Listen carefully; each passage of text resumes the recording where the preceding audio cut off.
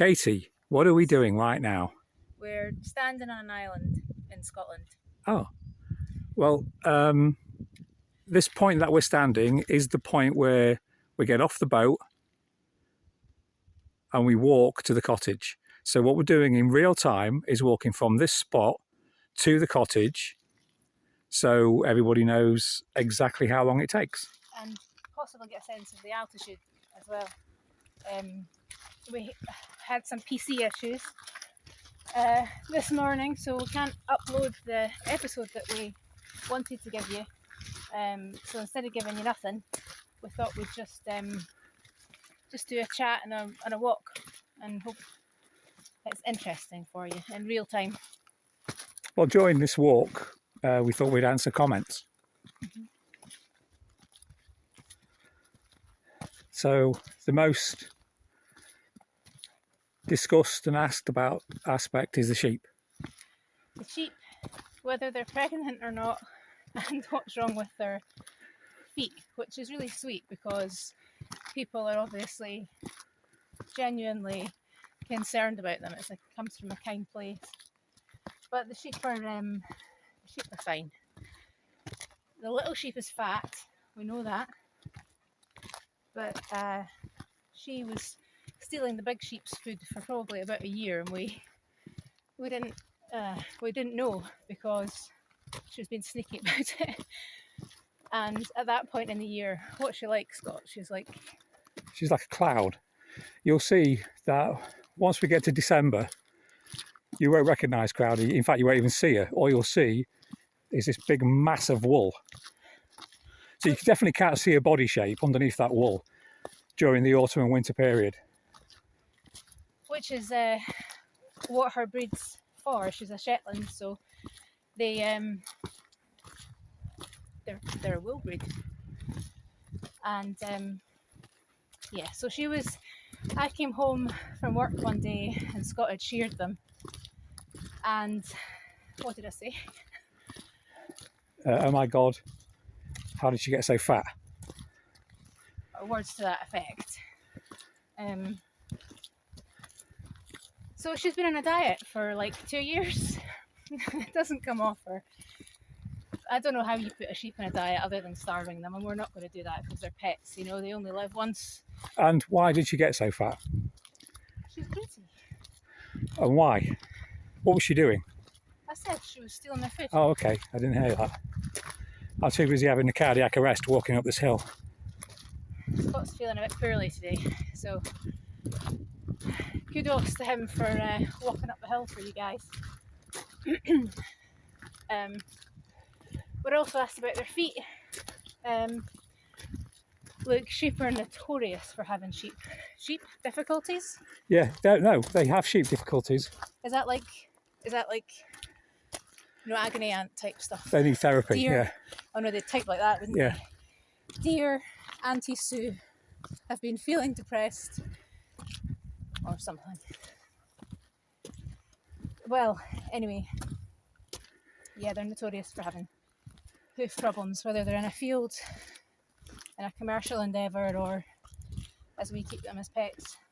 And we keep on top of it. The big sheep, we have to do her hooves once a month, which is pretty amazing because most commercial sheep, they're done once a year. They trim their fleeces and their hooves at the same time, and that's it for the rest of the year. Bree's hooves are just insane. Literally, no word of lie, once a month. They curl in on themselves. It's just mad. This is the really steep part of it. It is, yeah. So I think if Bree could just sit around being a lady of leisure all the time, just growing her hooves out, she would. The little sheep has one bad hoof that we keep on top of all the time. She's got a bit of an infection in there, again completely common with sheep. So we keep on top of hoof health with our bather foot, sprayer foot, once a week. But yeah, these are just unfortunately normal issues with sheep in general. And it's also probably worth saying that when you see sheep out in a field, sometimes they can be quite emaciated because they're old and they've been, they've been having a hard time finding the right diet to keep them well. So yeah, they sometimes sheep that look like that should be a bit more plump, basically. We had a shepherdess leave a comment saying she'd been a shepherd for 50 years and how healthy our sheep looked, so that was nice to hear. Sorry, I had to stop there for a second. We are seconds away from the summit, which is here. So this is the highest point for us, and then it starts to decline. So you can see the tracks a bit easier going here than it is down at the cottage. We can get the quad backwards and forwards, which helps us take the shopping, for example, from the shore to the buyer, easy peasy. But yeah, it's that is a climb and a half when you're doing it that quick. I don't know how high that is, but well, I'll find out and I'll put it in the comments. it's got to be 200 metres. I don't know. And it's at that one point, it's pretty straight up, isn't it? Could you have imagined though, like when we first got here? No. Even I would have been dead. like we couldn't have done that and talked at the same time. No way. So, what else are we asked? The renovations. Where are we with the trench at the back of the house? The fireplace, the floors? We're kind of at the mercy of other people at the minute. We're waiting on builders. And this being an island, and we're told the Highlands in general tend to be quite bad for this, that the timing of things and the rhythm of things are a little bit different. So things get done on a different time scale than if you were in a city, perhaps. It's not all like this. So... Sorry, I was just getting the blood circulation back into my hands. All right, I thought you were signalling to me. No, I wasn't signaling. No. But we hadn't agreed on any signals, No. so I was panicking. Yeah, it wasn't a signal. It was just me, trying to get blood back into my fingertips. Very selfish of you. So we're waiting. We need to... The floor is probably not going to get done, like digging it up and membraning it until after the winter. That's probably the most realistic way of looking at it. The brickwork inside the house, the stonework inside the house, 100% over the coming weeks and months. We're going to strip it back, re-mortar it ourselves with traditional mortar, and probably lime wash it. And that's probably what we're going to be spending the winter doing ourselves. The priority is firewood. So a lot of time spent chopping and storing, and that's got to be now. So we've already started doing that. The trench at the back of the house, we absolutely agree with the comments that we need some sort of diversion from the ditch that runs away from the house, away around the sides and what we actually decided we were going to do has come up a couple of times in the comments. A few guys have said, obviously French drain. Shut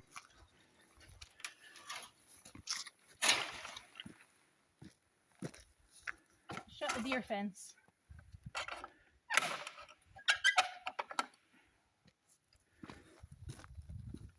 What we have to do is where the land, it's hard to explain without showing it to you. So you've got the back of the house, you've got the trench where the water runs down either side, and then you've got the kind of like a wall of dirt, and then you've got the hill. That wall of dirt needs taking back at least a foot, maybe more, 2 feet. Yeah, and then below the new wall as such is where the French drain has to go. But even so, just one last thing, because we now believe that there is some form of stream, burn, creek, whatever, underground spring running under the house, we can't dig down deep enough to actually catch that, and we wouldn't anyway. Wouldn't be able to divert that water. So again, though, the preliminary work, as in the lime creating of the slopes, all that's going to be done by the contractor. Yeah, whenever he's got time. The other work is to get the fireplaces, making sure that they're able to be used, because that's what's going to be keeping us warm. The central heating doesn't work. But that's fine. We're used to that sort of thing. The last place we lived. Well, the other thing that's coming into the comments is how hard the winters are going to be. But the averages for this part of the country are they're actually about 3 or 4 in the winter, even right the way through to February. And I'm sure that there are exceptions to that rule, but we have been told that because of where we are, we can expect there to be frost, but generally speaking, not thick snow. Now, that doesn't mean that on the mainland, where our access to our coast and everything is that's going to be probably snowed in, but we'll see. Yeah. Just to let everybody know, that was a deer gate that we came through. That's obviously where the island is partitioned off to keep the deers out. And then whatever fencing that you see behind Katie is also the deer fencing to keep the deers out. The other thing people might be interested in hearing about is tree. It's just the canopy looks really good. Sorry, I interrupted you. I'd rather be interrupted and you film the tree, because we never intended this to be like the May show or the Scott show. We wanted it to be about the island, but the Ent show. The Ent show. But we also know that we need to give you the content that you're expecting and not let you down. So I was going to say about the last place we lived. We were halfway up a hill. How high was it, Scott? Well, the town itself was 300 metres above sea level, and the house was then another 200 metres above the town. So obviously you can imagine the snowfall that we got. Yeah, and when the beast from the east struck, what was that, 2018? We couldn't walk out. The drifts were literally my height, and I'm 6 foot. Icicles hanging off the roof guttering that were like 8 foot in length, and this is not an exaggeration. We walked out the back door and we had snowdrifts of over 6 foot. Yeah, I mean. Oh, and the track. We're used to doing a lot of labour when it comes to having to dig ourselves out of snow. The road to the house was an old drove road, up from obviously a main road, but how many meters, 1,000 meters away up a hill, and that drove road froze and became like a sheet of ice every single year, probably 3-4 times a year, and we had to go out and salt it. Otherwise, we couldn't get down the hill or we couldn't get up the hill. So that was a bit of a nightmare, but we overcame that just by going and getting. We got the salt from the council bins, didn't we? It used to be an adventure, filling up bags of that and then just sprinkle them on the road. As soon as it hit the road, then it was fine. But yeah, so the point is, we're not new to this kind of life per se. We've been made hardy by the past experiences that we've had. We've lived without central heating, we've lived without insulation, we've lived without potable water for how long? No drinking water for 3.5 years. Well, not even drinking water. You couldn't do anything with it. You couldn't. That was my fault. I hit stop on Katie's phone. I'm not used to using this. So at a minute, we were filming for a minute when we realised it wasn't recording. So we were talking about water. Yeah, we had 3.5 years in the last house where we didn't have water, potable water, and that is not just don't drink it or boil it. Notice it was a can't use it for anything. You can't cook with it. You can't wash infants in it. You can't.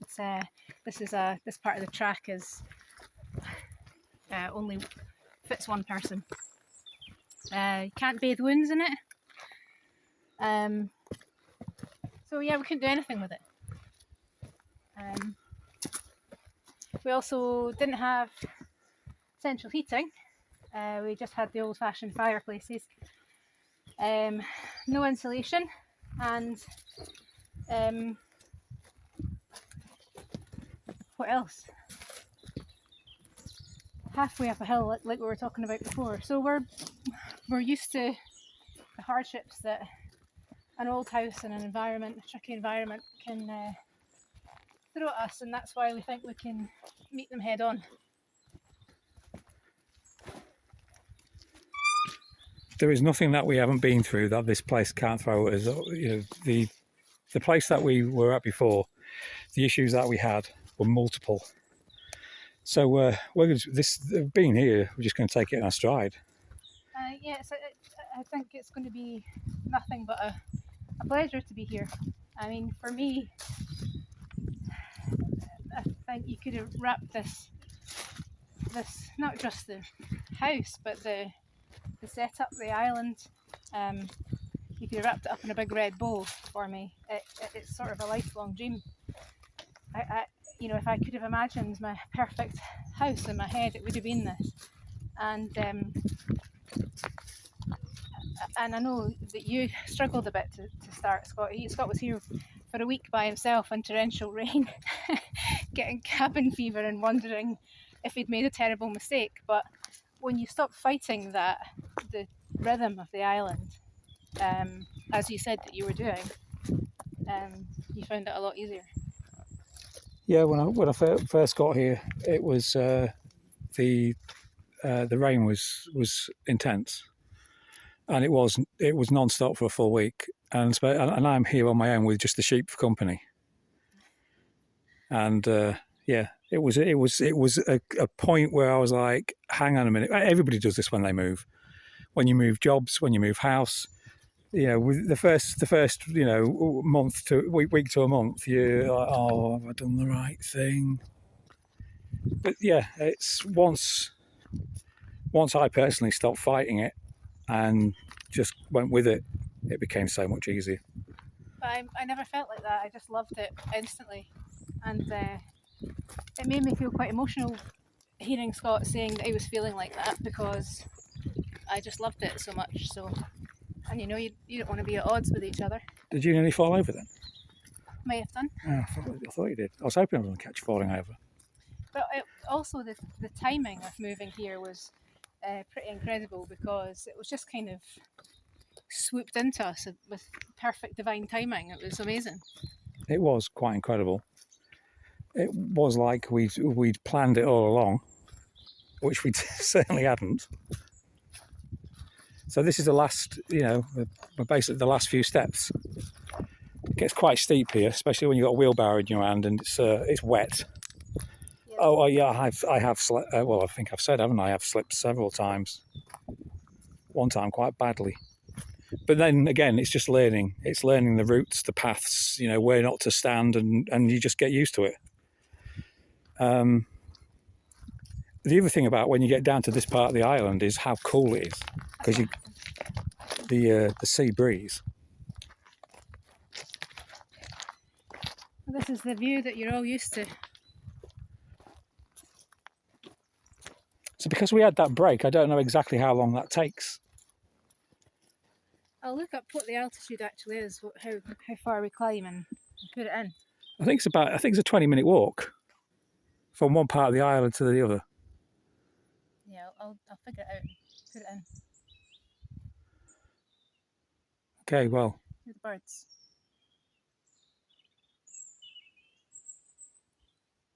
Most of that bird noise that you hear, not all of it, but most of it, robins.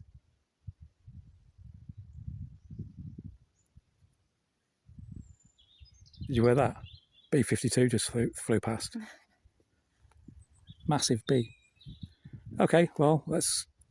Well, we hope you enjoyed that wee walk, and Yeah, sorry it wasn't what we expected to bring you, but, you know, we'll bring you that another day.